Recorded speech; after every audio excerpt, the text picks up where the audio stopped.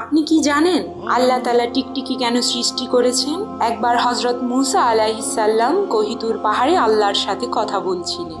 এমন সময় গাছের ডালে একটি টিকটিকি বসেছিল। টিকটিকিটি হযরত মূসা আলাইহিস সালামের উপর প্রসাব করে দিল। মূসা আলাইহিস সালাম তখন অনেক রেগে গেলেন এবং আল্লাহকে প্রশ্ন করলেন, হে আমার রব, আপনি টিকটিকি কেন সৃষ্টি করলেন? এই টিকটিকি তো মানুষের কোনো উপকারে আসেই না। অতঃপর মহান রাব্বুল আলামিন বললেন, হে মূসা, কিছুদিন আগে টিকটিকিটাও আমাকে একই প্রশ্ন করেছিল।